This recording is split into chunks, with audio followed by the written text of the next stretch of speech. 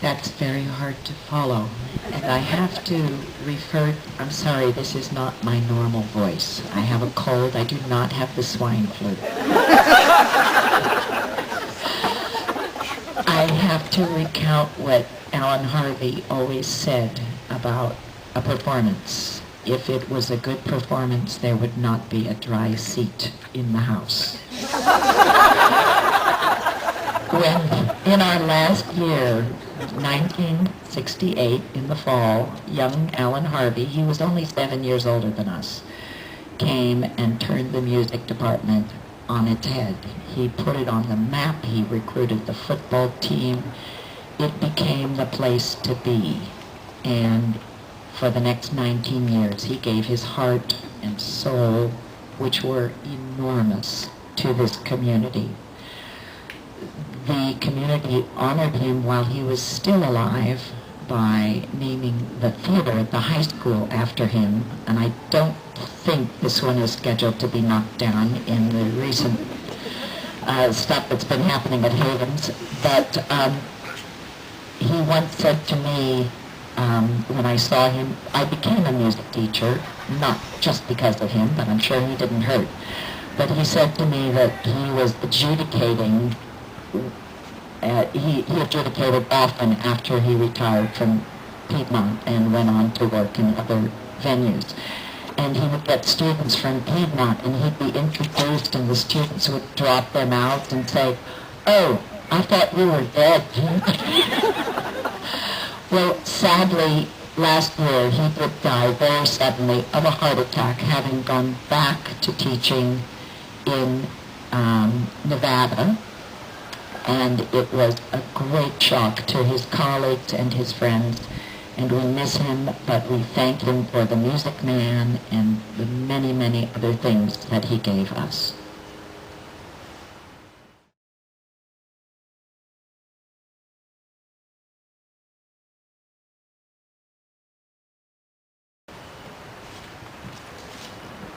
I've got the gale blowing here, and I think I've got hypothermia. I get to talk about Leonard J. Waxdeck, and we all know about Leonard J. Waxdeck. I'm sure all of you are still in the shower, in the privacy of your shower, practicing your bird calls, right? But I don't want to talk about the bird calling contest. I want to talk about Leonard J. Waxdeck, the man, the teacher, and the advisor.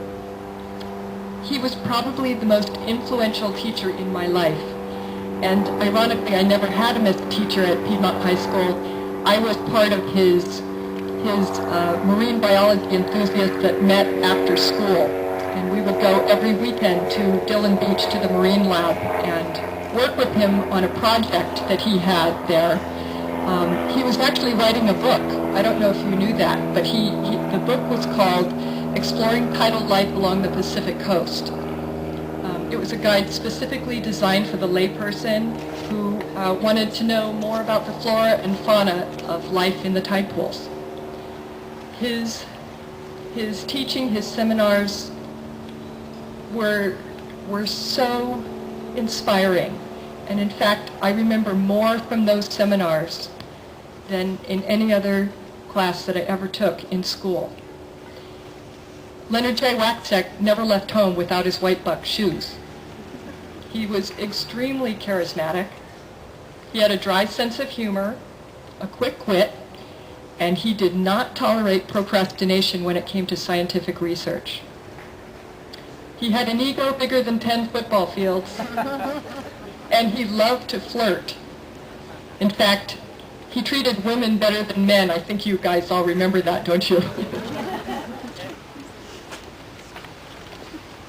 He played hard in the hours that he was away from school. I'm sure that his name is somewhere etched in the wood at King's X. He had a keen mind and a wide range of interests. I loved his vitality, and I missed him.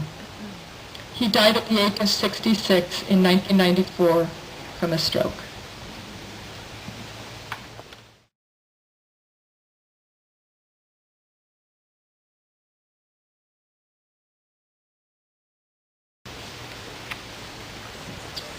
I'd like to invite you to bring your stones down and place them in the bowl.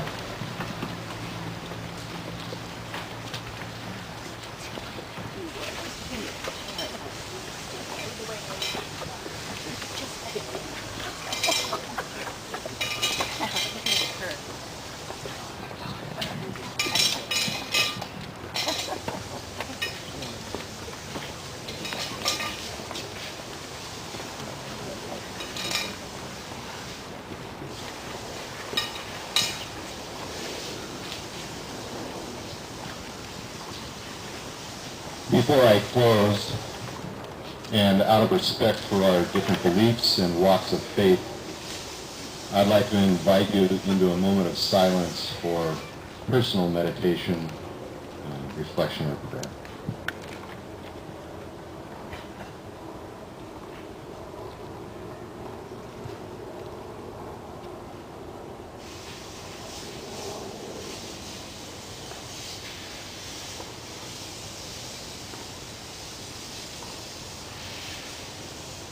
My God, I bow before you this afternoon as the creator and sustainer of life. We are here to memorialize the passing of our brothers and sisters and honor the ways in which they have touched our lives. We are richer for having known them. I thank you for the joy that their memories bring to us, and I will pray for your peace in the midst of the grief that their absence elicits. While I would not presume to know the state of their spiritual lives, you do. And I commend their souls to your love, grace, and mercy. Lord, you know that my prayer on this occasion is that we be prompted to consider our own personal mortality, and in doing so, that your Spirit would point our hearts to your Son, Jesus Christ. It's in his name I pray. Amen.